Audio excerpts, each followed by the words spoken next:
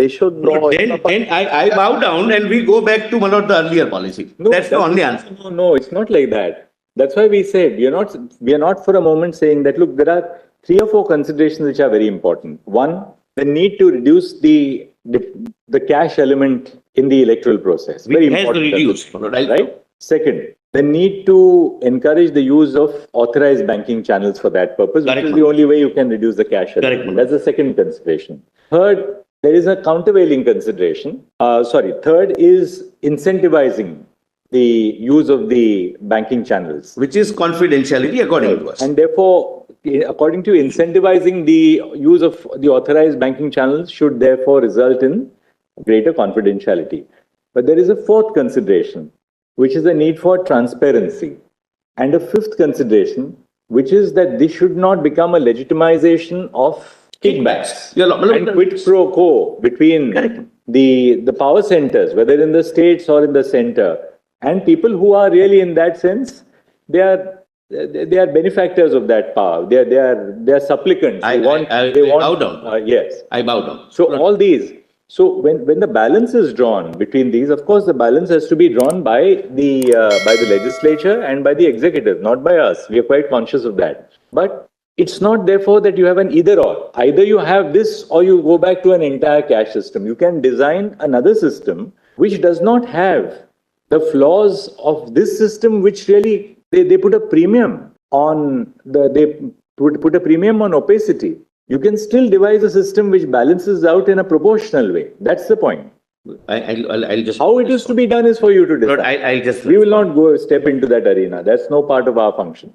I'll just respond to after showing the scheme, but let me respond the last point first, which is bothering your lordships, that this might be used as legitimized kickback. Well, first of all, whenever your lordships are considering a piece of subordinate legislature like a scheme. Because, now these 5 considerations which I have listed out, you must now read in the perspective of how it has been implemented. First, there was a cap that your donation must be related to a percentage of net profits. A percentage of net profits meant that the company must be in a position to have net profits, and that you would donate 5% initially, then it became 7.5% under the 2013 Act.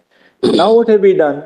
Now we say that, well, it has nothing to do with whether you have net profits or not. In other words, the company may have 0 profits, it may have 0 turnover, but it gets a donation only for it gets a certain income or revenue only for the purpose of the donation. That means I'll immediately say that passes muster. I'll immediately say, and your lordships may clarify that if that is any concern. It's the right concern that so far as the condition with regard to the profit-making company, that percentage of a net profit, a not profit-making company cannot do it. But I understand, because then it would be used as a shell company. That is one of the objectives. We have removed 230,000 shell companies from the system. So what will you do then? You will bring about an amendment to the Companies Act, government. Let me take your lordships through this. So you will move an amendment to amend the Companies Act to the effect that amending is a legislative function. I cannot make that. But you have to move the amendment. If you yes, or your lordships may read it accordingly. No, is the government making a statement that we will amend the Companies Act to bring back the position what it was, namely that this will be only a percentage of the net profit? No, I'm not saying percentage. I'm saying profit-making company can only donate. But tell us something. Assuming that it's a profit-making, it may have a 1 rupee profit, it may have a 100 rupee profit. Yes. Why would a company, if you don't have a percentage, why would a company, for what conceivable reason would a company donate 100% of its profits? Because you have to take the extreme case. Yes. That's why I give you a 1 rupee company passes the threshold that I'm a profit-making company. I have 2 answers. I have a 1 rupee profit, but I will donate 100 crores. Why would a company do that? Therefore, when, it can't be that, the government says that, well, it can't be that we lay down under 142 the principle that so long as you're a profit-making company, you can donate as much as you want. The reason why these caps were introduced and that they stood the test of time were for a very legitimate reason. Namely, that you're a company. Your purpose is to carry on business. Your purpose is not to donate to political parties. And if your purpose is not to donate to political parties, you must donate only a small portion of your, assuming that that's an altruistic motive, which is, of course, not so, but we will not go into it because nobody is challenging the 1956 Act provisions, the 2013 Act provisions. We are now looking at today's challenge. Yes. Well, may I respond to your Lordship's concern? And it's a very valid concern, my Lord. We share that concern. But what was the reason why that was removed?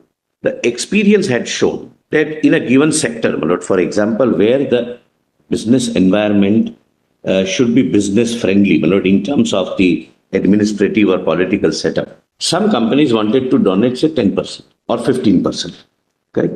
Now there was a cap, 7.5%. What used to happen was that company would create shell companies. So I would, as a main company, donate 7.5%. And from that shell company, I would donate 7.5% to make it 15. With a view to discourage creation of shell companies, we have said that it is the company doing the business through the managing director, through the board of directors, which are trusted by the shareholders. And therefore, if they want to donate more than 7.5%, let them do it. Let that discretion remain with that. As a government or as a parliament, it's none of our business to prescribe that ceiling. They don't use more than 7.5%. So that was the purpose.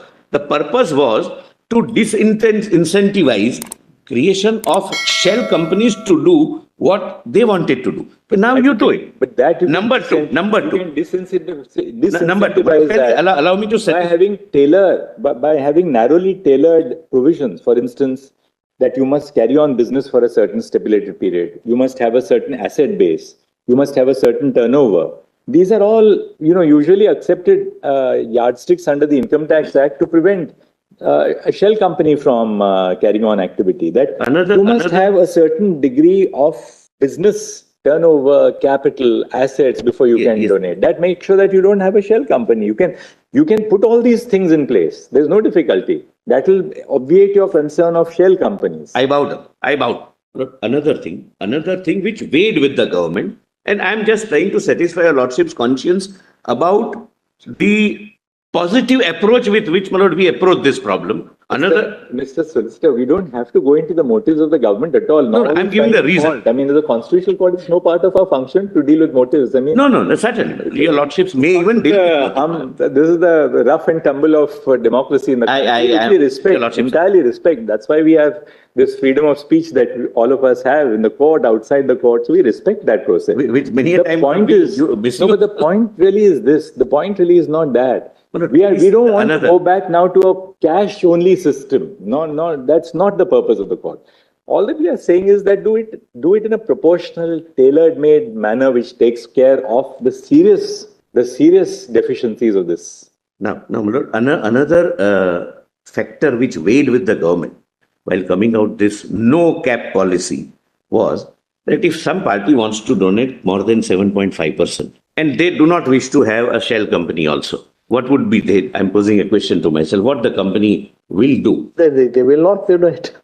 No, that's the first idealistic option.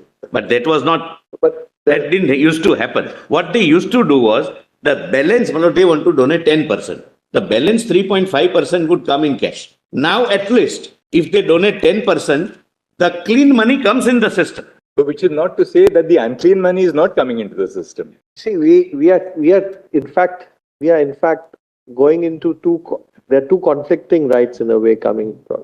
One is confidentiality, the other is check on kickbacks or quid pro quo. These are times. I would, my Lord, earnestly urge, dealing with a subject, my Lord, which is bothering everyone, to start with a presumption that every contribution should necessarily be a part of corruption may perhaps be a wrong way of looking at things. It may be that in some cases it can be quid pro quo, in some cases. But the experience have suggested that in most cases, the vote, whoever donates, donors, be it individual contractor, businessman, company, trust, HUF, etc., they donate which kind of a government they want. Maybe out of 110, maybe kickbacks.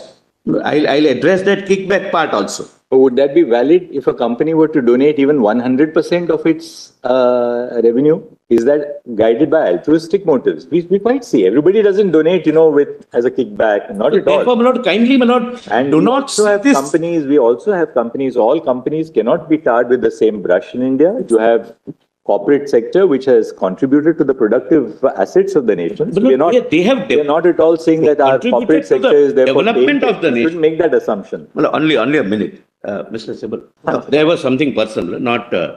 It was not a fun or humor. my lord. Out of concern, I asked something. So the idea was that instead of either shell company or paying by cash, let clean money come into the system, and my lord, clean money has come into the system. Second, whether we like it or not, my lord, industrial houses, commercial houses, corporations, companies, they have, my lord, immensely helped, my lord, in the development of the nation. And now, my lord, as I have shown, That's what I just said. That we don't. so start with the everyone, my assumption lord, that our does corporate not pay sector by is kickbacks to my lord, believe that they need electoral bonds to be used or any other factor to be used to influence the decision making would be, my lord, shutting an eye on the reality. Without that also, my lord, that can be done. And possibly practically, despite, my lord, this white channel being available, both channels might be used by some companies which are, my lord, not kind of good companies. But good companies, my lord, do decide to donate based upon their experience, whether in this regime of the political government, my investment is safe or not, whether the country is going forward or going backward, whether I'm. All right, Mr. Solicitor, we now understand this. But Can we do this to sort of to carry the dialogue further? Should we go straight to the scheme? Because we'd like to hear you on the scheme. Page 25. Let's have a look at the scheme. Page so that 25. Your argument on the scheme will be of value to us. This we have now seen that Because your you lordships have made your have- point, no doubt about it. Not kindly, your lordships have the challenge to a provision which gives away or does away with the cap. I have given my answer for your lordships to. I think I am clear. Yes, of course.